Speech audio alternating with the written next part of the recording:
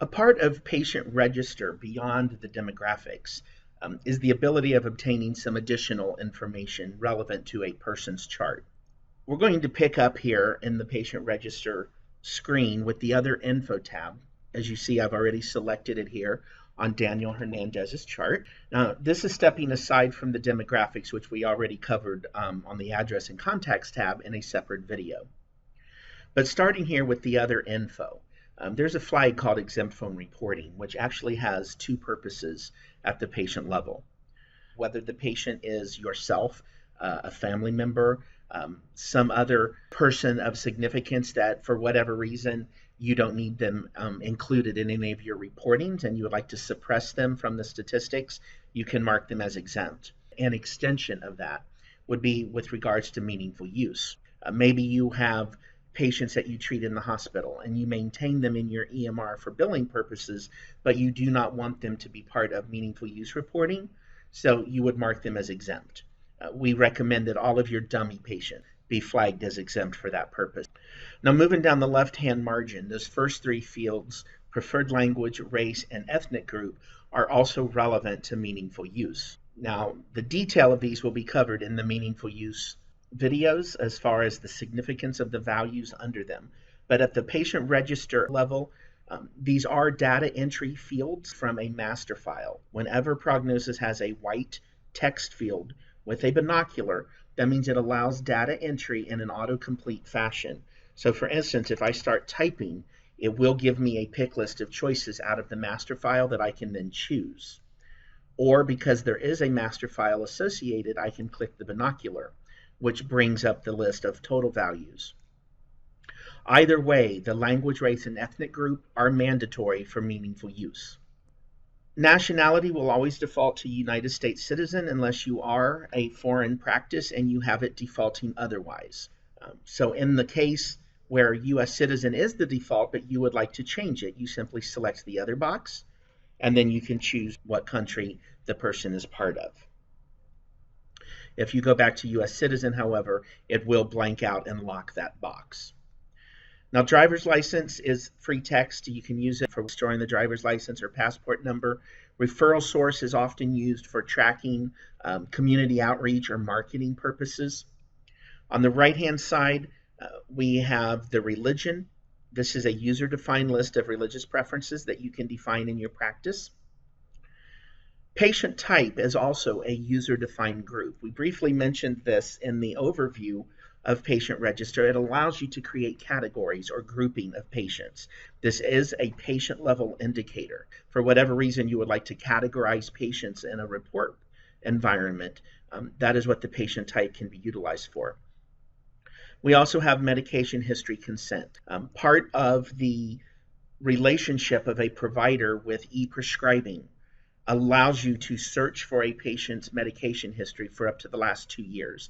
And this would be not only the drugs you've prescribed, but any drug that the patient has taken from any provider. If the consent is indicated here, then the functionality will be automatically enabled at the charting level for current medication. We also have a free notes section. Now this notes is relevant to the demographic screen here within patient register. It can have any kind of content that you need.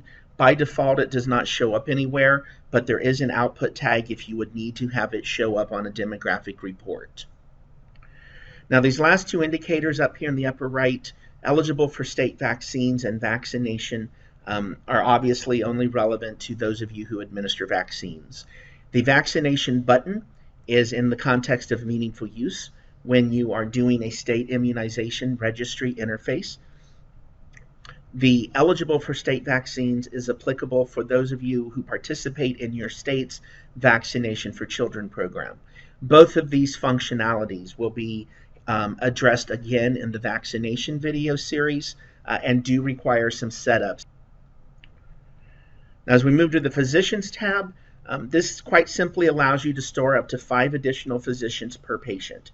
So if you are in the habit of keeping track of specialists that the patient is seeing, anyone that you refer them to, anybody involved with the patient's care, the binocular opens the referring doctor master, and you can keep in there ambulatory surge centers, therapists, dietitians, anybody that you feel that you may need to communicate with. The information here flows over to the Letters Out module so that you can correspond with those caregivers. And finally, we have the Billing Info tab. Now, the Billing Info tab is applicable even if you do not have practice management in prognosis. And that is because if you notice the top piece, this is where the guarantor is assigned, the person who's responsible for the bill ultimately. It will always default to self. Notice that it has the patient's name here by default, and the binocular is grayed out. However, in the case of children or other folks where you may have to have the power of attorney, if you choose parent or spouse or legal guardian, the patient's name disappears and the binocular is enabled so that you can then choose the patient's name out of the guarantor master. That is the person to whom statements and letters will go by default. You have the ability of storing the patient's attorney. This is separate from any other attorneys that may be involved on specific personal injury cases. We touch on that in the case management video. Financial class is something that can be applicable whether you use our practice management or not. As previously mentioned in the overview video, we have account number and external ID fields up here at the top for those of you who use a practice management system in your office and prognosis interfaces data back and forth. If you use financial classes in that capacity, this would allow you to do reporting and match up as needed.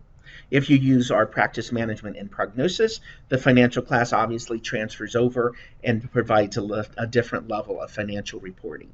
You can also indicate if your patient is self-pay. That communicates also to the schedule whether or not they need to collect that money up front when they are arriving the patient. And the receivable snapshot will be here only for those of you who do have the practice management system of prognosis. So in review, the other info tab allows you to store meaningful use related data as well as nationality and driver's license information. In addition, there are vaccination requirements, religious preference, medication history consent, as well as fields for storing marketing and community outreach information. On the Physicians tab, you're able to store up to 5 additional caregivers associated with the patient out of the referring doctor master. And finally, the Billing Info tab allows you to assign financial class, attorney, and responsible person, as well as view the outstanding receivables for the patient and identify self-pay patients. That concludes this video within the series. Please click the appropriate link below for your next step. If you'd like to take a quiz, you will receive your results in real time directly on the screen so that you can see how well you've done. If you answer incorrectly, the system will prompt you with the correct response. In addition, a confidential email will be sent to the education team to help us better serve you with our educational offerings. Second, advance to the next video within the series you're currently in. And finally, return to the video library main page. As always, feel free to contact us through the Resource Center or email with any additional questions or comments.